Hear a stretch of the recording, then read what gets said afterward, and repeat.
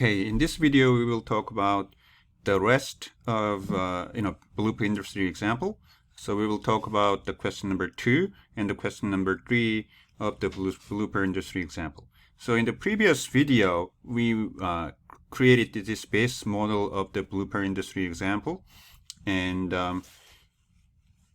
in question number 2 the question asks to recalculate the NPV when the firm used 5-year MACRS. So MACRS is Modified Accelerated Credit Recovery System. So this is an alternative way of depreciating a capital asset. So the question asks, what will happen to the net present value when the company used 5-year MACRS schedule compared to the straight line depreciation? So we need to talk a little bit about what MACRS is and why the introduction of the MACRS may change the net present value. Okay. So the one thing that we have learned from the previous video is that the IRS does not allow the nominal amount of depreciation to increase with the inflation. So even if there is an inflation that increased the revenue and the cost, the size of the depreciation tax shield does not increase, which means that the real value of depreciation will actually go down. And obviously companies do not really like that. So IRS allowed companies to use the accelerated depreciation to deal with this problem. And they provided the guideline like this. So these are the examples of MACRS. So instead of 3-year straight line depreciation, if you use 3-year MACRS, you can depreciate 33% of your initial investment in the first year, and 44% in the second year, and 14% in year 3, and the remaining 7.41% in the final year. And you may ask two questions. First, why is the depreciation rate in the first year lower than the depreciation rate of the second year? The reason is because the IRS doesn't know exactly when during that fiscal year you introduce that machine. So you could have introduced that machine in January and used it for full year, or you could have introduced that in December and used it only for a month. So instead of trying to figure out exactly when you introduce that machine, the IRS simply assumes that you introduced that machine in the mid-year. So this is what they call as a mid-year method. So they apply just the 50% of a year worth of depreciation in the first year. So MACRS basically allows the company to accelerate the depreciation during the earlier years of the introduction of the machine. So, when you look at these numbers in year 2, for example, which is the first full year of depreciation, the companies can actually depreciate up to 44.45% of the investment. Okay, and that also explains why there is year number 4 here, because again, you don't know when the company actually introduced the machine in the first year. So when you think about the 3 years, it may end up in the year 4. So that's the reason why it has a 4-year schedule, even though it is a 3-year schedule. So for our purpose, we need to pay attention to the 5-year MACRS. So in case of the 5-year MACRS, the first year depreciation is at 20%, second year 32%. So within the first 2 years, the companies are allowed to depreciate up to 52% of the initial investment. And then the rest is year 3, 4, and 5, and 6. Okay. So let's go to the Excel file. So I just copied and pasted the initial Excel file that we worked on in the previous video, and I created separate section on the depreciation schedule here. So we have the depreciation schedule for straight line depreciation and the MACRS. Okay. Then what I'm going to do here is I will create a drop-down menu so that I can change from straight line depreciation to MACRS or vice versa with a toggle of a button. So for that, I will just name depreciation here.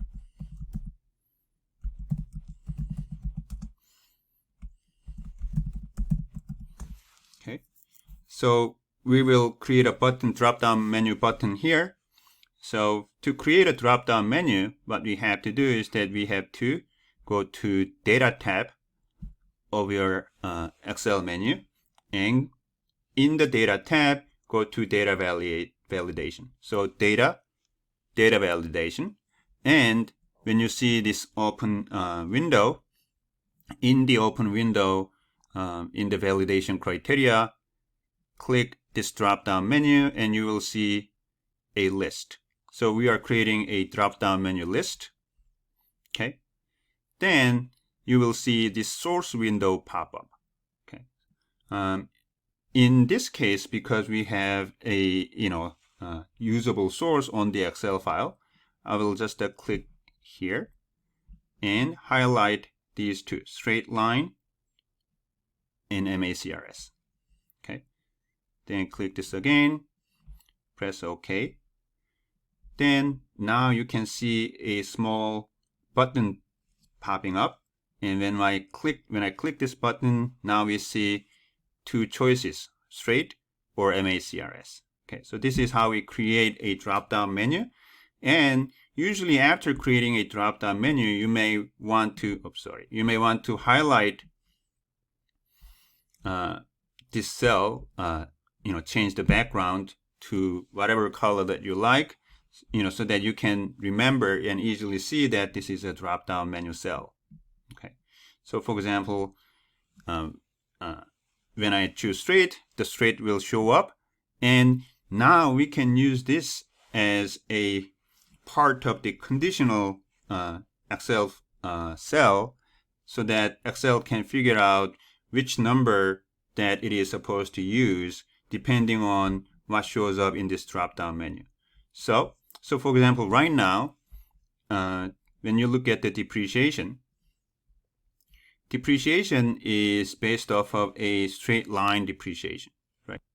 So what I'm going to do now is to allow Excel to use the straight line depreciation schedule when straight is chosen in the drop-down menu, and MACRS depreciation schedule when MACRS is chosen in the drop-down menu.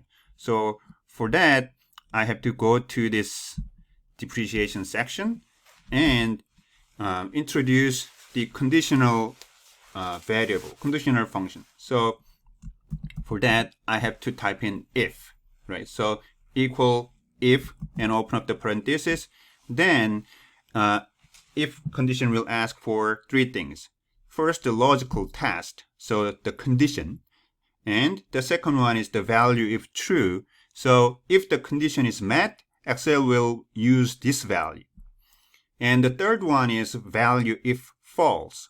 So if that condition is not met, Excel will actually use this value. So in our case, so the drop-down menu is in cell J13, right? So if J13, and we have to fix this cell.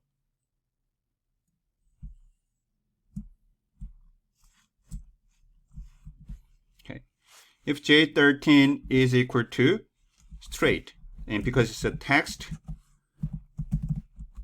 we have to use the quotation mark. So if the value in this cell J13 is equal to straight, then we have to use the straight lines depreciation schedule, which is recorded in cell K21, K20, right?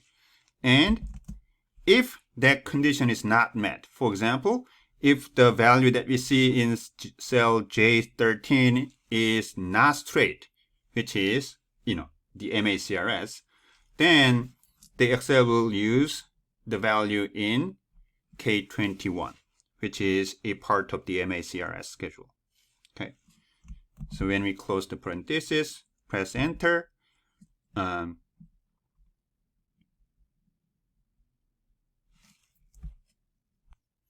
Then we have 0 in that cell because, what we recorded is the percentage of the depreciation. So to turn this into a total value of the depreciation, we have to go back to the cell and multiply the size of the initial investment, which is $10 million. And because we are going to, scroll this thing down, we will fix the reference cell again. So what we have now is the value that Excel is going to use for the depreciation rate will change depending on what shows up in this drop-down menu. So if this drop-down menu says straight, it's going to use this value, right? It's going to use this value as a share of the depreciation and multiply that to the initial investment. If this value in the drop-down menu is not straight, so if it's a MACRS, then it's going to use MACRS rate as a depreciation rate and multiply that to the initial investment to get the annual amount of depreciation. Okay. So right now it's the $2 million, right? And because we have to apply this to all 5 years, I'm going to just hold it and drag it here, right? So you can see that all these values have changed into a if function. Okay. Then what we see here is that when the depreciation follows a straight line depreciation schedule, and net present value was at $2.77 million, and the internal rate of return was at 22%. When we change that from the straight line depreciation to MACRS, now you can see that the depreciation has changed. So in the first year, it was equally the $2 million. Now in the second year, it's not the $2 million depreciation anymore. In the second year, in case of MACRS, depreciation is at 32%. So the amount of depreciation is $3.2 million, right? And so on. So you can see how things have changed. And also, one thing that I forgot was we have to actually extend this to the year 6, especially in the case of MACRS, because MACRS, even though this is a 5-year schedule, it has a year 6, right? Because the assumption is that the machine was introduced at some point mid-year in the first year, so it's gonna totally depreciate at some point in the mid-year of year 6, right? So we have to add all that, right? So we also have to make an adjustment in the cash flow from operation, because this will obviously generate a positive cash flow because the company can actually use this $576,000 as a tax credit for any other purposes. So it is equal to a tax cash inflow. So that's how this entire projected cash flow will change, right? So in the end, what we see is that when the company use the MACRS instead of a straight line depreciation, the net present value actually goes up, right? So it becomes a more profitable project, and also the internal rate of return goes up too, right? Now, the question is why, right? So technically we understand how to make the change properly, and we see that the net present value goes up. The reason why this happens is because MACRS allows the companies to depreciate their machine earlier in the project. So what happens is that on their income statement, their expense will go up, and because of that, they will pay less tax. than using a straight line depreciation, right? So even though the total amount of depreciation that the company can use is exactly the same as 100% of the initial investment, when you use that depreciation actually matters. So because when you use MACRS, machine depreciates much more quickly during the first 2 years.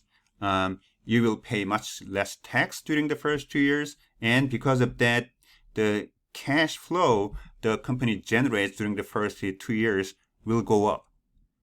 And in the later half, the cash flow the company generates will actually go down because of that, right? So even though the total amount of the total cash flow the company generates doesn't change, when you use MACRS, you can generate more cash flow in the first 2 years and less cash flow in the remaining 3-4 years. And it actually improves the net present value because of the present value calculations, right? So hope this helps you understand why the use of MACRS is preferred by the company and why it actually improves the net present value. Now we are moving on to the third question in the Blooper industry example. So in the third question, the firm reduces the inventory from 15% to 10% of the following year's cost of goods sold, right? So in the original setting, the company has to build 15% of the following year's expense as an inventory, right? Now the question asks, what happens if that ratio is a 10%, not 15%? Will that affect the net present value? If so, why? Right? So to answer this question, we have to go back to the Excel file again. And just like the question number 2, we will create another drop-down menu. Okay. So first, let's check whether the inventory is a function of the parameter that we provided here. So when you look at the inventory here, you can see that the inventory, the amount of inventory is this 15% rate times the expense of the following year, right? So what we are going to do here is we will change this cell into a drop-down menu, okay? So that we can, move more freely between 15% to 10%, right?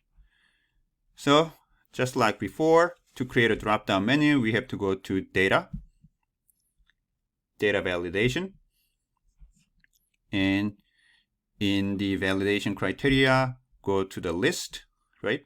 And in this case, because we didn't type up different source in different parts of the Excel file, we can simply just type in the two possible values. One is 10%, and the other one is 15%. Then click OK. Okay. And also we are going to change the color of this cell so that we can see that this is a drop-down menu cell. So right now, when we click this button, we have 10% or 15%, right? So right now this is 15%, and when we use 15% and the straight line depreciation, and this is equal to the first case, and we remember that the net present value in that case was a 2.77 million, right? Now, what we are going to do is that we will see what happens when the share of the inventory goes down from 15% to 10%. Okay, so when the share of the inventory goes down from 15% to 10%, we can see that the net present value goes up again, right? Why does this happen? To understand why this happened, we actually have to pay attention to these values. The cash flow from the investment in the working capital. Okay, so when the inventory is at 15%, right, the company initially spends 1.5 million to build up the inventory in year 0. And in year 1, the company has to spend additional 2.575 million to build up the additional inventory. So initially, the company will have to spend a lot of money here to build up the inventory, right? And the rest is just the increase due to the inflation. Okay? Then what happens in the final 2 years? What happens in the final 2 years is that the company will use up the inventory. So here, the company will use up the inventory, and because of that, the inventory will go down, and that's a cash inflow, right? So what happens is that when the company build up the inventory, there is a cash outflow initially, but when the company use up the inventory at the end of the project, that's a cash inflow. So as the share of the inventory goes up, the company has to spend more money during the earlier years and will get those money back in the final years of the project, right? So as the share of the inventory goes up, the company will have to spend more money in the earlier years and will get it back in the later years. So the net present value will actually go down, right? So it would be nice if the company can maintain the production without spending 15% of the expense on building up the inventories. So if this ratio goes down from 15% to 10%, right, then the company has to spend only $1 million in the year 0 and only $2.5 million in the first year. So the company do not have to spend as much money as before in year 0 and 1, and we'll get that money back in the final year. So that's the reason why the inventory ratio has an impact on the net present value. And this system was actually called as just-in-time system. So just-in-time means that the companies will try to reduce the buildup of the inventory, right? So instead of building up the inventory, they will create a supply chain that is really, really good so that they can get the supplies whenever they need it without building up the inventory. So the companies have, over the last 20, 30 years, companies have worked really hard to reduce the share of their inventories as a part of their expense so that they can maximize the net present value of their projects, right?